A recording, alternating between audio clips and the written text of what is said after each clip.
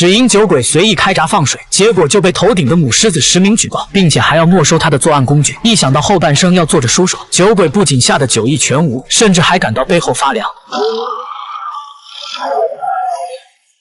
千百年以来，人类始终处于食物链的最顶端。我们对动物驯化、圈养，甚至是无忌惮的猎杀，理所当然地享受这一切。但如果在未来的某一天，所有动物学会了独立思维和特殊的交流语言，掌握了团队协作和组织策划，那时的人类会不会和动物角色互换，被他们的欲望所统治？而在地球的另一边，动物行为专家小帅和他的好友老黑，同样也遇到了诡异的凶险。一夜之间，所有来非洲狩猎的游客竟然全部消失不见了。小帅通过游客掉落的 DV 得知，景区遭受过野兽的袭击。很快他们在野外就搜救到游客的踪迹，但很显然游客已经不在车上了。小帅留在原地随机应变，而老黑小心翼翼地准备上前一探究竟。也就在老黑上车后，小帅察觉到安静的周围产生异动，于是神情紧张地环顾四周，却并无任何发现。但是他坚信自己的直觉不会有错。下一秒，游客小美突然从背后窜出，然后歇斯底里地警告小帅，说附近有狮子，快带他离开这里。但不巧的是，这句话也被狮子本尊听到，对方选择先向肉多的老黑下嘴。几声枪响过后，两人只看到狮子的身影。看这架势，老黑是真的黑了。痛失好友，小帅发泄性的朝车上开枪，可马上他就意识到自己的胆大妄为，原来草丛里还埋伏着其他狮子。体会到问题的严重性，两人果断选择逃离，而狮子也不想轻易放弃干饭的好机会。其实最让小帅疑惑的并不是狮子吃人的铁律，反倒是他们的习性。狮子是独居动物，往往都是一雄一雌的出现，像这样5只雄狮有策略的一起出现，倒是闻所未闻，出乎意料。但眼下尽快离开这里，才是他们迫在眉睫的头等大事。可麻绳专挑细处断，厄运专找苦命人。虽然2个从狮嘴里脱险，但车子却报废在荒郊野外。为安抚小美的情绪，小帅担保狮子追上来的可能性几乎为0。随后小帅就夸夸的打脸，狮子不仅追上他们，还把两人逼到了险境。面对面接触的同时，小帅也发现对方眼睛的异常。